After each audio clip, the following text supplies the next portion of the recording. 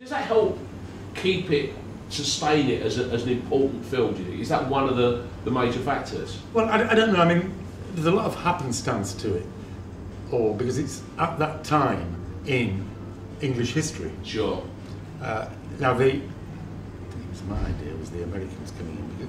I didn't really wanted it to be what is it? I thought, it gives it a bit of international gloss. It should have been another actor other than what's his name?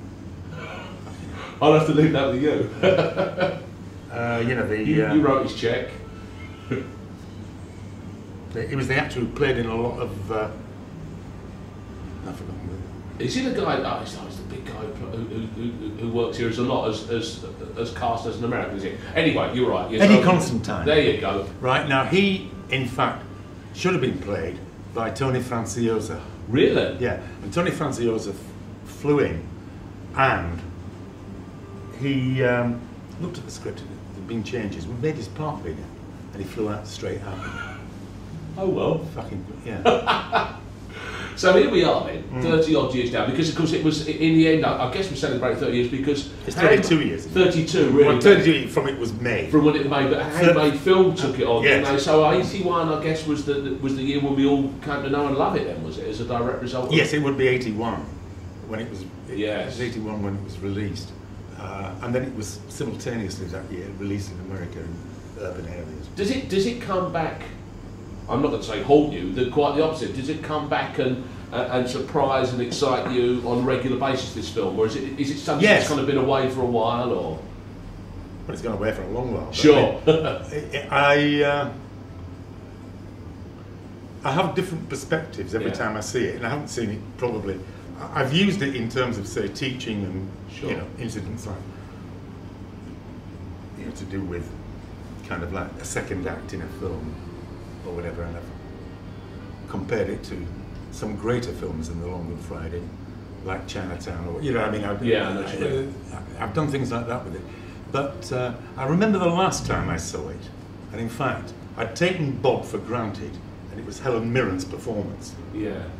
And of course, she went on at me in the caravan, saying, "I am not a fucking handmaid," to Bob. Meaning, you know, exactly. But barefoot and pregnant, you know, that's the kind of role that a woman takes in that gangster world, isn't it? I mean, that's a tough argument. Well, she wouldn't have any of that. She would have none of that, no. In fact, she wanted a machine gun to go around with her. I mean, you know, she wanted to be more part of the action, but she was incredibly powerful. And as I say, the last time I saw it, like in some kind of venue like this, yeah, you are 50-50, even though you know the part is less. Yes, I mean the part is less.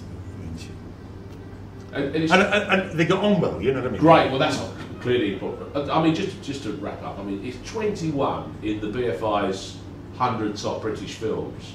In there was some serious company, and you're allowed to say, do you think it deserves that? Are you that proud of the film that you're involved in? Well, Mark, I've come to terms with its status. I don't have any kind of problem with it, and I'm not that much, you know, influenced either plus or minus on lists. Right. You know, the BFI, it's like Time Out. You know what I mean? Sure.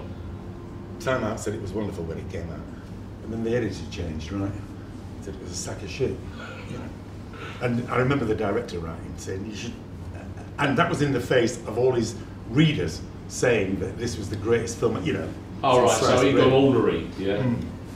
You know, so in which case, in fact, I'm not that interested. There are a lot of films that are memorable, yes, and that you want to watch again, yes. And I'm glad that this is one that, you know, some people, you know, want to see again. I think that's exactly right. I think that's perfect. Thank you very much for your time, sir. That is very kind of you.